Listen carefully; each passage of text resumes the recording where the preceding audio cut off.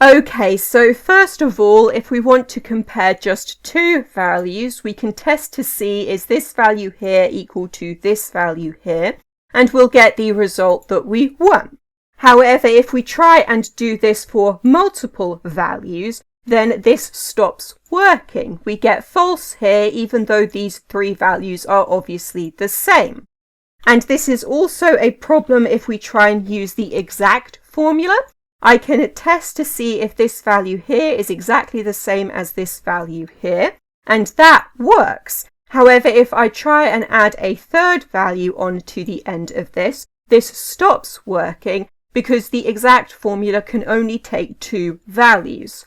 So in order to fix this, we're going to keep text 1 the same, it's just the first value, but text 2 needs to be changed so it's the whole of this range. And then enter, and we'll get multiple results for this because we are now doing multiple tests. And to get all of this into one column, we need to put an AND formula around it. And an AND formula is a logical test, and it will test to see is this value true, and this value true, and this value true, and so on. And if all of the values are true, then we will get a true at the end. But if any one of the values is false, then we will end up with a false overall. So I can press enter here and then drag this formula down, and we end up with the results that we want. But we don't actually need to include the exact part of the formula. We can also do is this cell here equal to the values in all of these cells, and we will get the same true and false tests. Then we can put all of this inside the AND formula, and it will do the same set of logical tests as before, and we get the same results. Another method that we can use is the COUNTIF formula.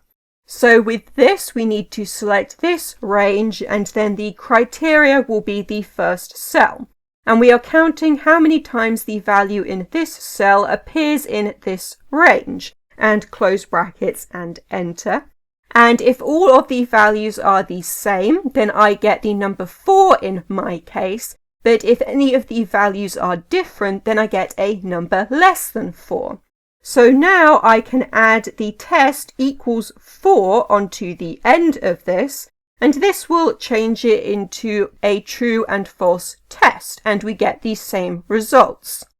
Another method that we can use is to use the unique formula, and the array that we select is this range here again, and then I need to put in the number 1 here in order to get it to test across the rows rather than down the columns because of the way that I have laid out my values.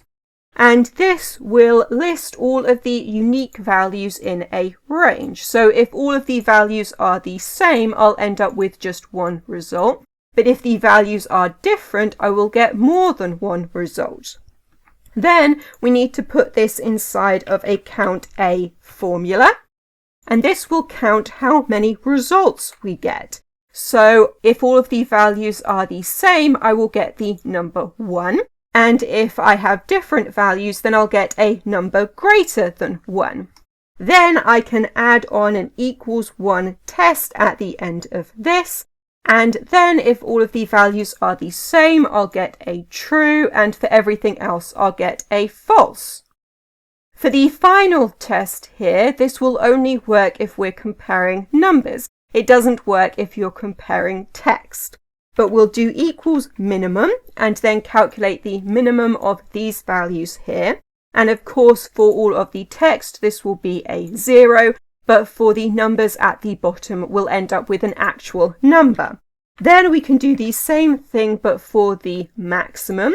And again, all of the text will give me a 0, but the numbers will give me actual numbers. And if all of the numbers are the same, then the minimum number and the maximum number will be the same. But if the numbers are different, then the minimum number and the maximum number will be different. So we can add on equals maximum here and select this range again and close brackets and enter. and drag this down, and we get our true and false results. And it doesn't work for the text because everything is 0, but it does work if you are comparing numbers. Then one final thing to mention is that if you are comparing values that are not in a continuous range, you need to use a V-stack formula, and I'll select all of the values that I want to compare, and this will put them into a continuous range. And if I want them laid out the other way round, I can change this to the H-stack formula. And then this formula can go into any of the previous formulas and they'll work the same way. Okay, so in this video, I have shown you how to compare multiple values in Excel, and that is everything.